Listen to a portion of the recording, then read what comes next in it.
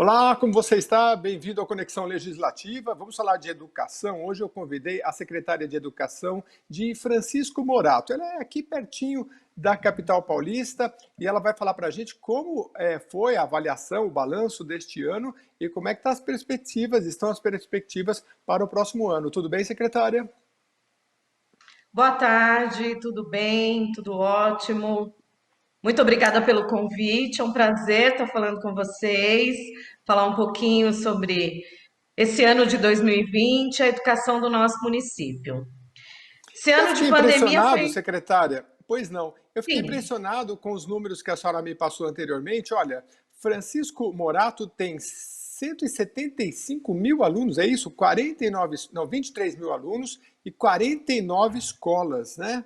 É bem ampla a rede de ensino aí. Vocês pegam o ensino fundamental de que série até que série, a prefeitura? nós trabalhamos com a educação infantil até o quinto ano do ensino fundamental, do primeiro ao quinto ano. A nossa rede Uhum. aqui de Francisco Morato é a maior rede aqui da região norte da Grande São Paulo. Nós somos formados aqui, a nossa região, por 5 municípios do consórcio Simbaju, e Francisco Morato é a maior cidade, com a maior população, 175 mil habitantes, 23 mil alunos, e uma rede, né, bem significativa. A prefeitura é uma prefeitura com 3.200 funcionários e só na educação nós temos 2.200 funcionários. Então, aqui no nosso entorno, a população de Francisco Morato e dos municípios vizinhos, a gente soma 500.000 de habitantes. Nós estamos aqui na linha 7 Rubi. Francisco Morato é a última estação da linha 7, antes de seguir para Jundiaí. E nós temos aqui uma população que trabalha em São Paulo, a grande maioria da nossa população, 40 mil pessoas diariamente embarcam para São Paulo para prestar serviço, para trabalhar na capital. Então, nós temos aqui uma realidade bastante diferenciada da Grande São Paulo, por conta A senhora, dessa a senhora, movimentação. entendi. A senhora é nascida e criada, como se diz, em Francisco Morato ou não? Sim, Ah, com é? muito orgulho, nascida aqui, estudei aqui em escola pública, me formei Aham. aqui, depois fui cursar minha graduação, meu mestrado em São Paulo, utilizando, né, o trem que a gente saía daqui para estudar e fazer faculdade lá. E a minha carreira profissional também foi toda aqui na cidade. Secretária, qual é o balanço que a senhora faz desse ano de 2021 com os desafios na sua área aí em Francisco Morato? 2020 foi um ano muito desafiador. Aqui em Sim, desculpa, Francisco 2020. Morato, 2020, essa pandemia, não só em Francisco Morato, no mundo todo, mas nós, aqui, diante dessa realidade que eu relatei brevemente para você, nós temos boa parte das famílias dos nossos alunos que se deslocam para São Paulo, né? Uhum. Também tivemos uma realidade muito dura, muitos dos pais perderam o emprego na pandemia, então foi muito difícil para a gente desenvolver o trabalho.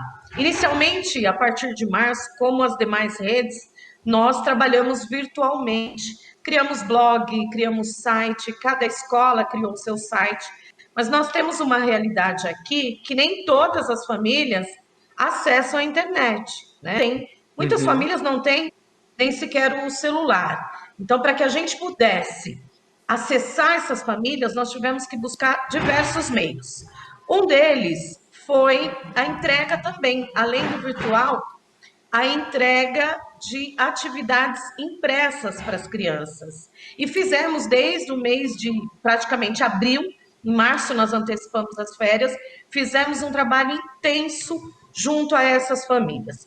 Eu penso que de tudo o que a gente vivenciou, que foi muito inovador, nunca na educação nós imaginávamos viver uma situação como essa, o que foi muito positivo, né? Difícil falar que teve alguma coisa positiva, mas nós tivemos que foi o vínculo da escola com as famílias, esse estreitamento de vínculos, porque a escola teve que buscar meios para falar com essas famílias e se aproximar dessas famílias para chegar até as crianças. Então, todo esse trabalho, eu penso que é um grande legado que essa pandemia traz para nós.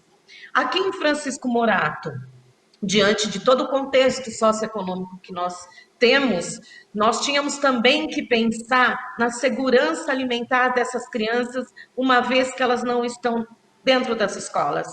E nós temos uma realidade em que muitas das nossas crianças fazem as suas refeições somente na escola.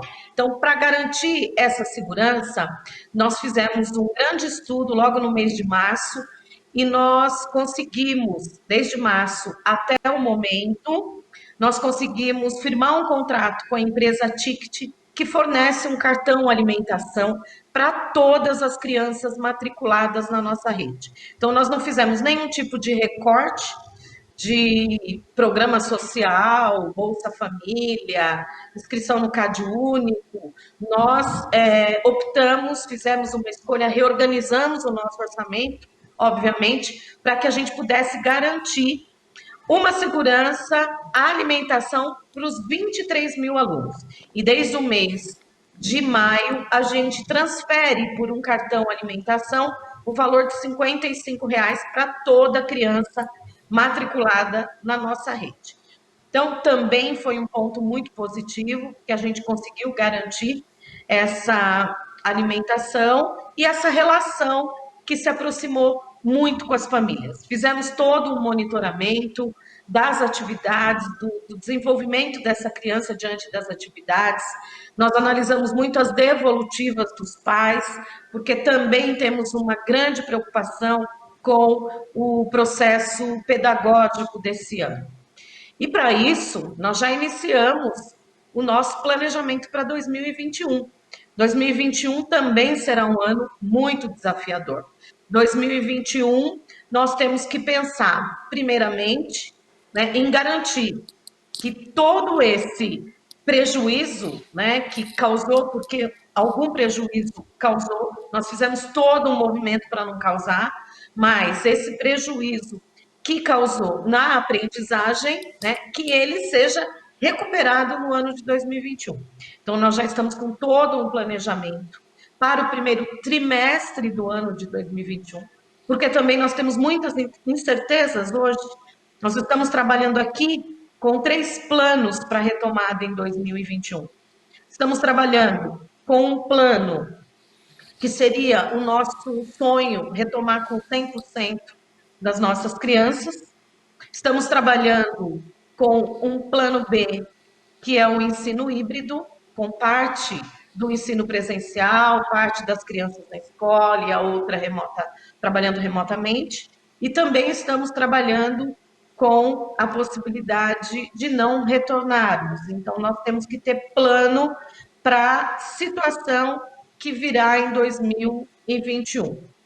E para além desses 3 planos, nós estamos priorizando o acolhimento da comunidade escolar. Nós precisamos fazer um bom acolhimento com os nossos profissionais, que estão o ano todo trabalhando remotamente, com as nossas crianças e com as nossas famílias. Então, todo esse acolhimento também está sendo planejado.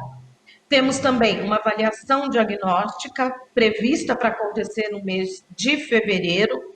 Também estamos estudando fazer presencial ou fazer remotamente essa avaliação, mas ela vai acontecer de qualquer forma, que a partir da avaliação, a partir do olhar para essa criança, do que essa criança sabe, é que nós vamos trabalhar o ano de 2021. Então, nós temos 2021, um ano muito desafiador também.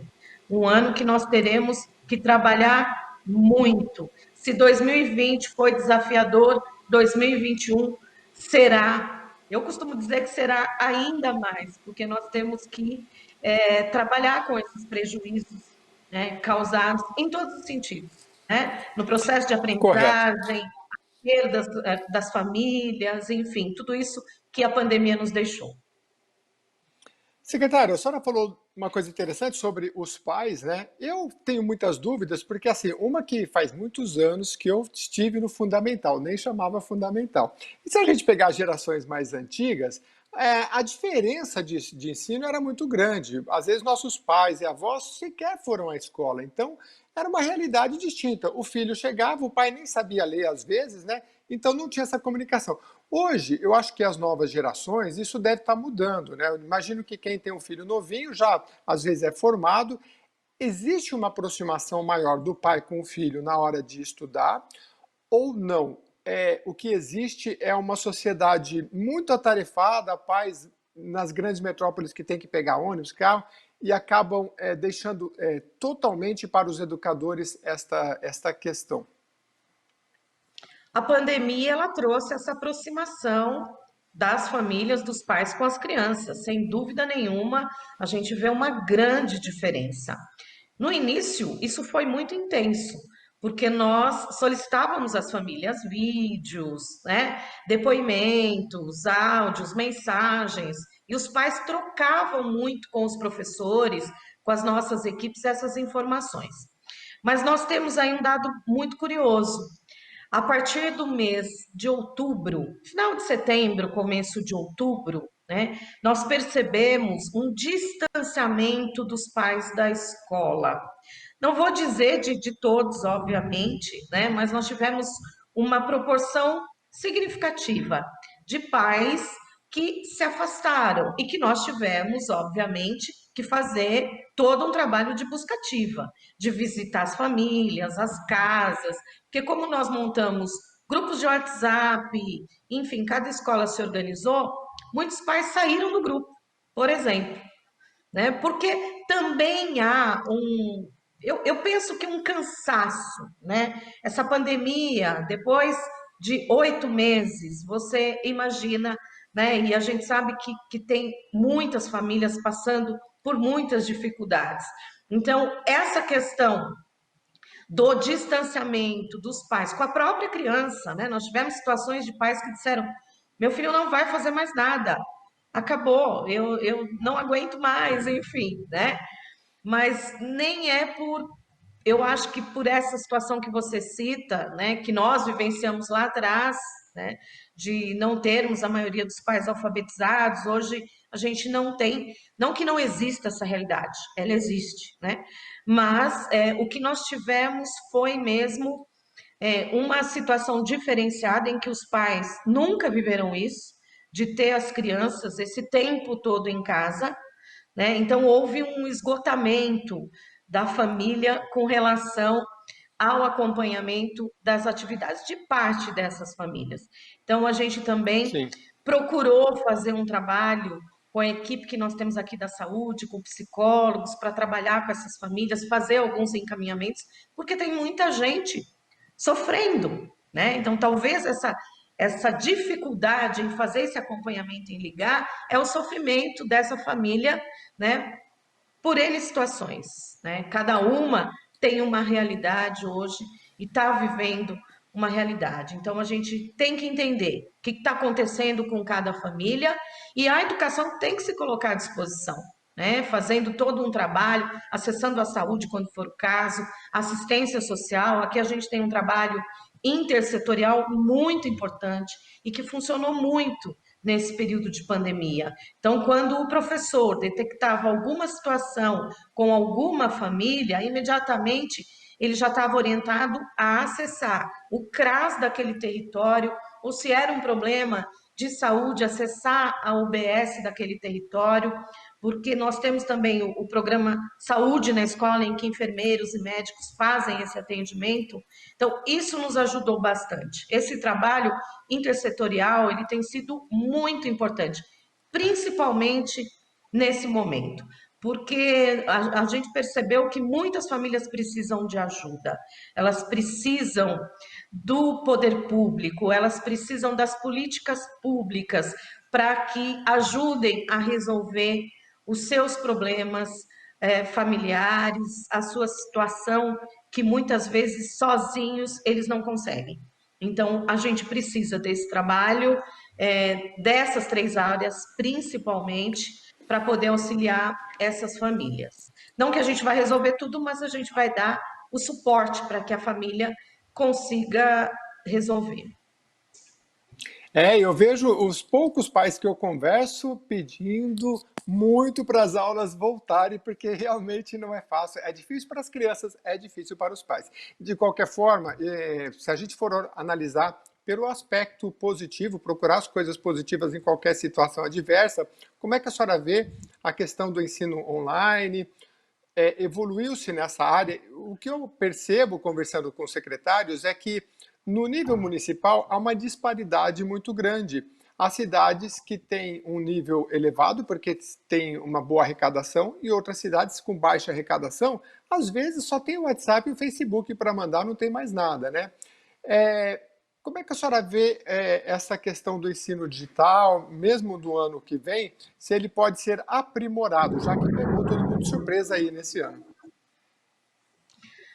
Olha, eu penso que a tecnologia, ela hoje está presente, né? Já faz algum tempo que ela está presente e ela veio para ficar agora a partir da pandemia. Não tem como a escola, né, desconsiderar que é possível se fazer o ensino remoto. É claro Uhum. que nós, educadores, defendemos o ensino presencial, né, a interação entre professor e aluno, entre aluno e aluno, tudo isso é muito importante.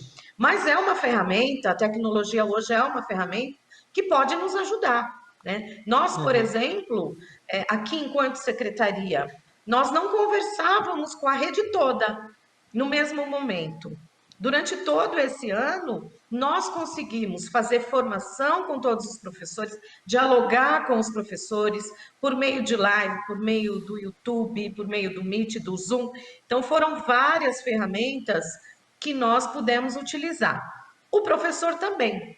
Ele também, mesmo com toda a dificuldade de conexão, de acesso e de equipamento, porque as redes realmente, você disse uma verdade. Muitas redes, aquelas que têm recursos, já equiparam as suas escolas.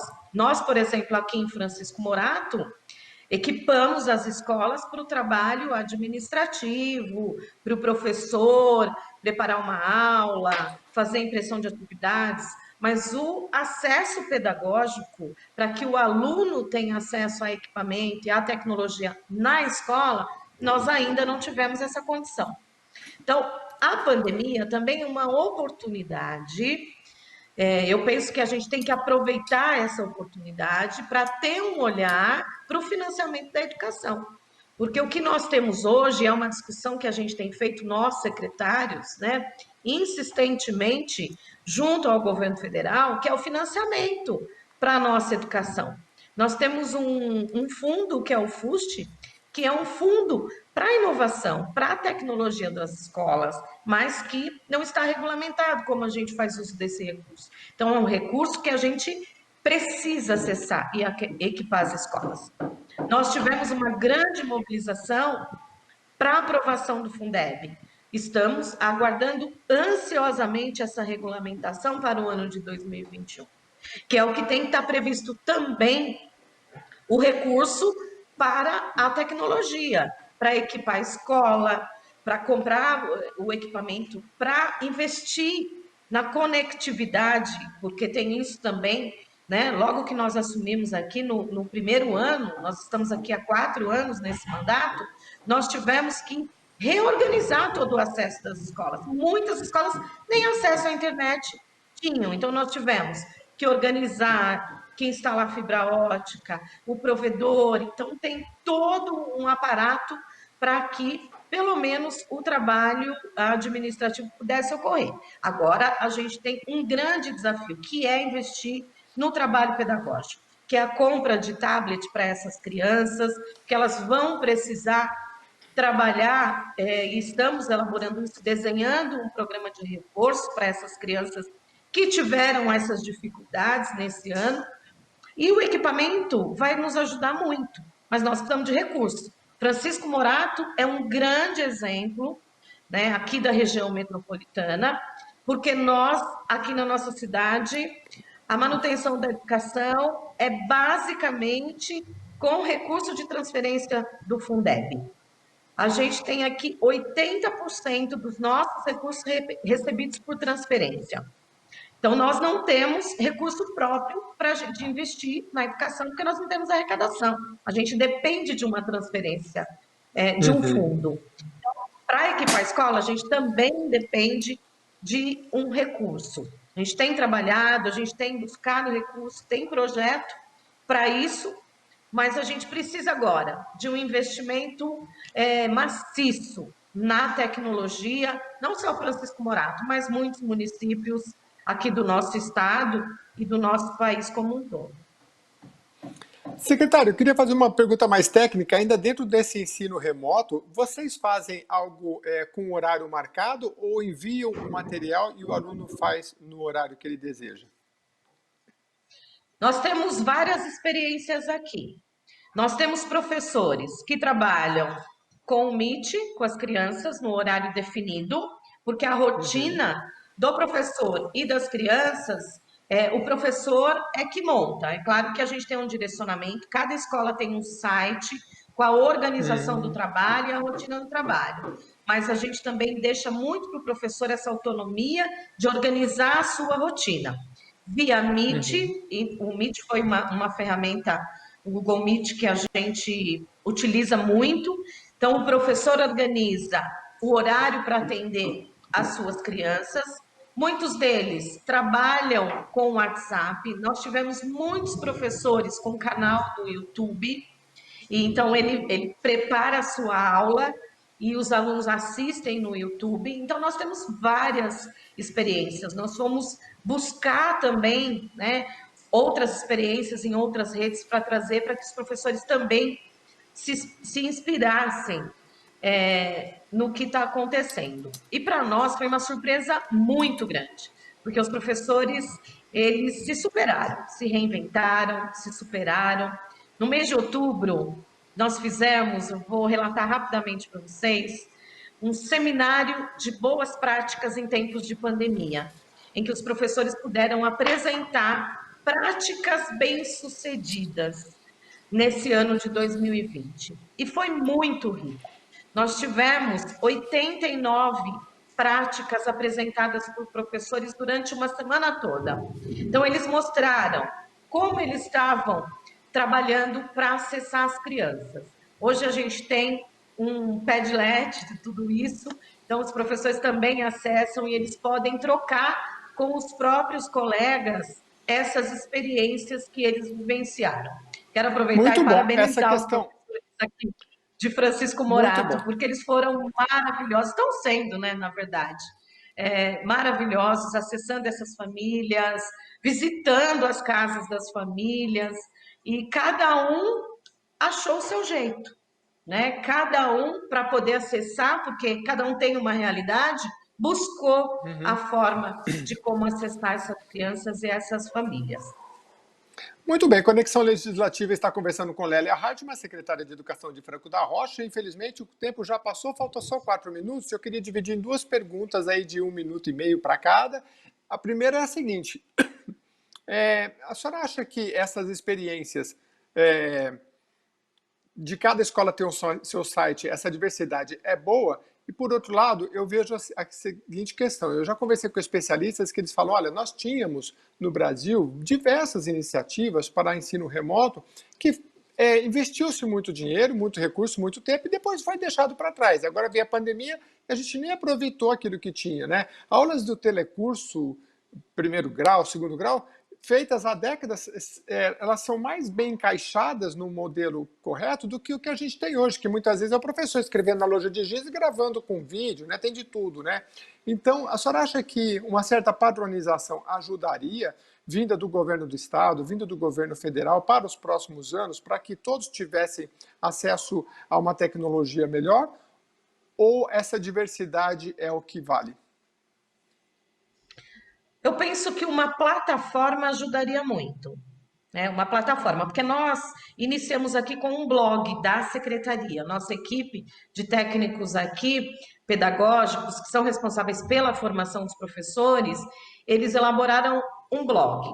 A partir do blog, cada escola montou o seu site.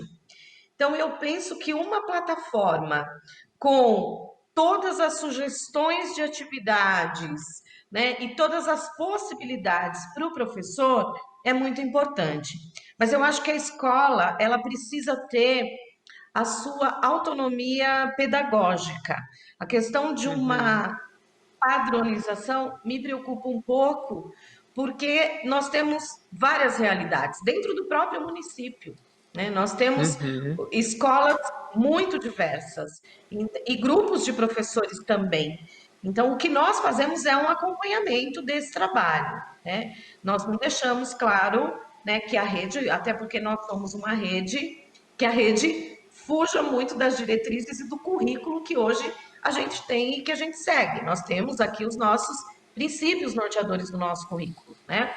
Mas nós Uhum. buscamos garantir essa autonomia pedagógica. O site de Muito cada bem. escola para nós aqui deu muito certo, foi muito bom. Ah, que bom. A gente tem só mais 30 segundos, um minutinho, então fique à vontade. Eu sei que vocês foram bem, aí, me parece, na nota do IDEB, né? Que é o Índice da Educação Básica.